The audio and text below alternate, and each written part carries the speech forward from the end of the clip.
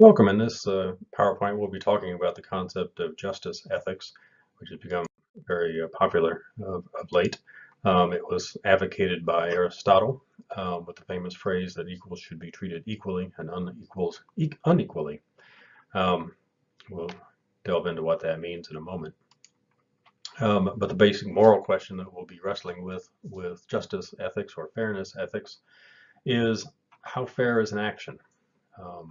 Does it treat everyone in the same way? Everyone who is equally situated is the key, because as Aristotle alludes to, some people are equal and some are unequal. And the last question is, does it show a favoritism or a discrimination? If so, then it would not be the fair approach. Again, keeping in mind there are equals and unequals in this process. And this is another way of looking at fairness ethics. It also takes into account that there are unequals in this process. And that was a rationalization that the Greeks were certainly nimble at doing. There were social classes within the Greek society, ranging from the intellectual elite, like Aristotle, to the servants and slaves who took care of them. They would certainly have no problem saying that a slave should not be treated the same way that an intellectual should be, because they were not equals in their mind. It does try to attack the problem of some receiving benefits that they're not entitled to because of them being singled out. Or on the converse, that they may be discriminated against, not receiving benefits that other people within the same circumstances are. This is another way of looking at it. Discrimination obviously is a common term that we see within fairness or justice ethics, and it may certainly start to ring some bells for you in legislation in the United States.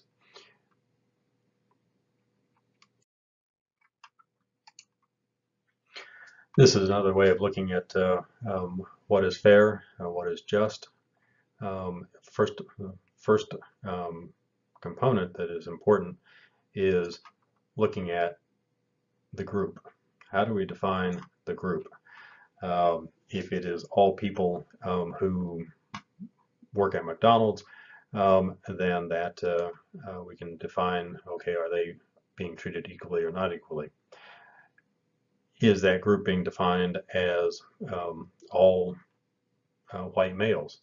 As some societies might focus on that. Is that group being defined as those who are landowners, which some societies have focused on? The key is, of course, is who is in the group and who's not in the group for this process.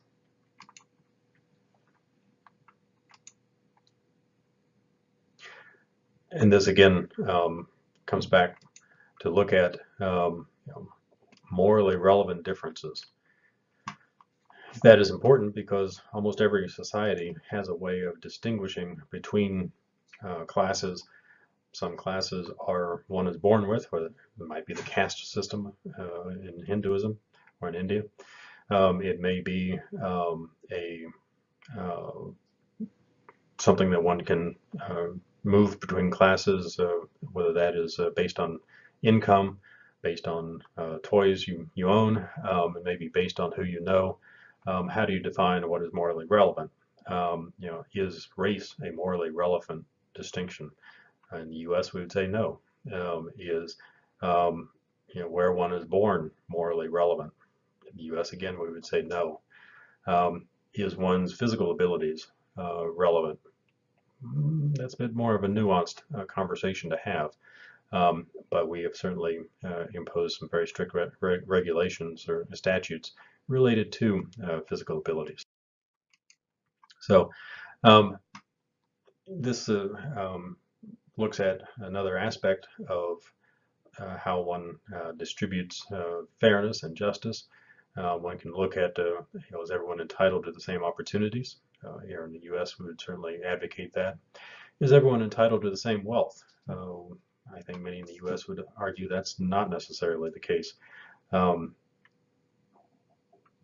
Is everyone entitled to the same access to jobs and so forth, we would argue that certainly one should not be discriminated upon for a number of reasons, but we're not going to guarantee everyone has the same amount of money in their pocket at the end of the day.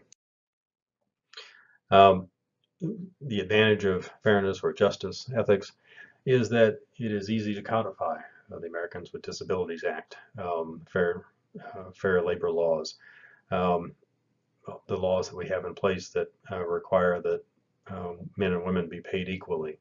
Those are all examples of fairness or justice ethics. The criticism of this is that unless you're with the government, how do you decide who's in the group and what is right and what is wrong in distributing fairness? In many of the other societies, fairness may be dictated upon what social class you were born into. It may be determined upon the color of your skin. It may be determined by who your family is. Here in the U.S., we tend not to have those sorts of approaches.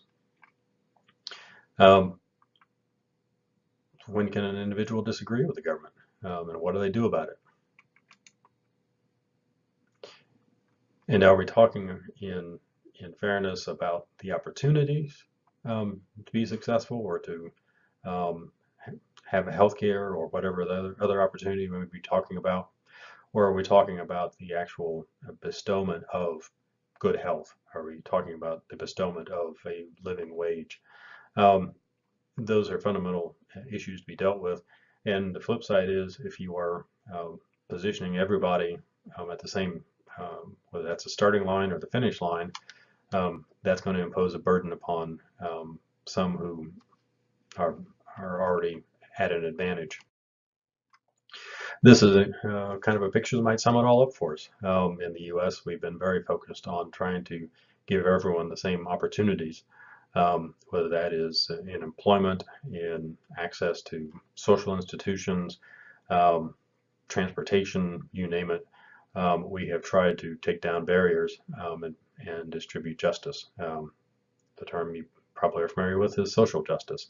In healthcare, very big issue. A number of the healthcare systems have talked about social justice of the access to healthcare, the access to a living wage. All of those things are quite important. So keep that in mind as we progress through our other approaches to ethics and as we progress through the course and talk about other topics.